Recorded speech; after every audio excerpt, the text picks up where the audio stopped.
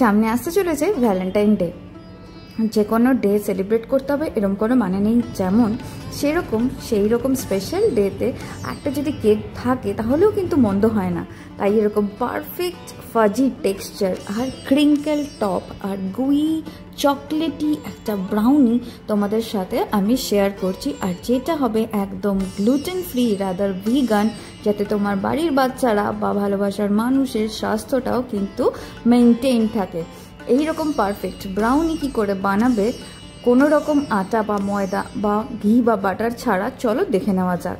আর সবার আগে cake tin prepare করছি কি করে দেখে নাও।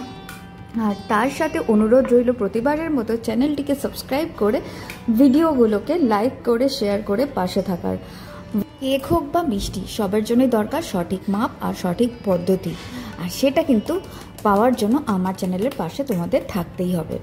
এখানে কেক টিন প্রিপেয়ার করলাম অয়েল গ্রিস করে, আর তার উপরে কোকো পাউডার ডাস্ট করে, বাটার পেপারও লাগিয়ে নিতে পারো। এখানে 1/4 কাপ নিয়েছি রাগি আটা, এটা গ্লুটেন ফ্রি, তাই এই আটাটা আমি একটুখানি ড্রাই রোস্ট করে নিলাম গরম প্যানের মধ্যে দিয়ে একটা বোলে তুলে নিলাম। এইবার এখানে ইউজ করব 1/2 কাপ খেজুরটার বীজ আমি ছাড়িয়ে রেখে দিয়েছি। ওই কাপেই আমি নিয়ে নেব বেশ কিছুটা উষ্ণ গরম জল, আর সেইটা আমি এই খেজুরের ওপরে দিয়ে দেব, আর 10 মিনিটের জন্য খেজুরটাকে সফট করে নিয়ে এটাকে মিক্সিতে পেস্ট করে নেব। এইবার খেজুরটা যতক্ষণ নরম হচ্ছে ততক্ষণ আমি শুকনো উপকরণ মিশিয়ে নিচ্ছি। এখানে আরও নিয়ে নিলাম 1/4 কাপ কোকো পাউডার আর 1 টিস্পুন নিয়েছি বেকিং সোডা, পাউডার নয় সোডা। এই দেখো খেজুরের মিক্সচারটা তৈরি হয়ে গেছে। এইবার এটাকে ফাইন পেস্ট করে নিয়ে আমি এটাকে ওই শুকনো উপকরণগুলোর সাথে মিশিয়ে নেব, আর এখানে দিয়ে দেব 1/4 কাপ পিনাট বাটার। এখানে যে কোনো নাট বাটার তোমরা ইউজ করতে পারো, নর্মাল বাটারের চেয়ে এটা অনেকটা হেলদি হয়। এখানে আমি 1/4 কাপ দিয়ে দিলাম আমন্ড মিল্ক, তোমরা যে কোনো দুধ দিতে পারো। আমি যেহেতু এটাকে ভিগান বানাচ্ছি, হেলদি করছি, তাই জন্য আমন্ড মিল্ক ইউজ করলাম। ভালো করে মিশিয়ে নিলাম। 1 টিস্পুন ভ্যানিলা এসেন্স মিশিয়ে কাটফোল্ড মেথডে মিশিয়ে নিতে হবে। দুধের পরিবর্তে একটা ডিমও দিতে পারো। 1/4 কাপ দিলাম চকলেট চাঙ্কস।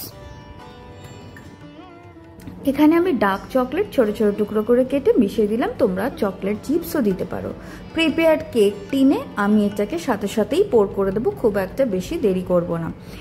আর আমার ওভেন কিন্তু অলরেডি প্রিহিটেড হয়ে গেছে 180-তে 20 মিনিটের জন্য। গরম ওভেনেই সবসময় বেক করতে হয়।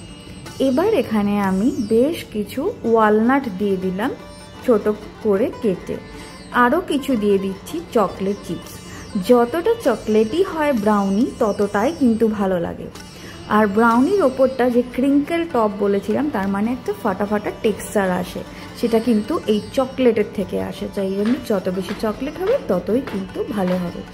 ট্যাপ করে বেকিং করে নিয়ে চলে আসলাম। 180 ডিগ্রিতে 30 মিনিট বেক করেছি। ওপর থেকে হাত দিলে দেখতে পাবে চকলেট আর হাতে লেগে যাচ্ছে না। টুথপিক ইনসার্ট করলে কিন্তু মেল্টেড চকলেট লেগে যেতে পারে, তখন মনে হবে কাঁচা আছে, কিন্তু এটা কাঁচা নেই।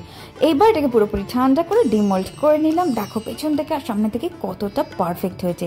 চকলেট লাভারদের জন্য এটা ভীষণই ভালো রেসিপি, বাচ্চা থেকে বড় সকলের ভালো লাগবে। আর এটা কতটা হেলদি সেটা তো দেখতেই পেলে। চকলেট আর ওয়ালনাটের ভীষণই ভালো একটা সম্পর্ক আছে, আর ওয়ালনাট যদি দিতে না চাও অবশ্যই হেজেলনাটও ইউজ করতে পারো। এখন বেশ নরম আছে, আধ ঘন্টা ফ্রিজে রাখার পর দেখ কতটা পারফেক্ট টেক্সচার এসছে।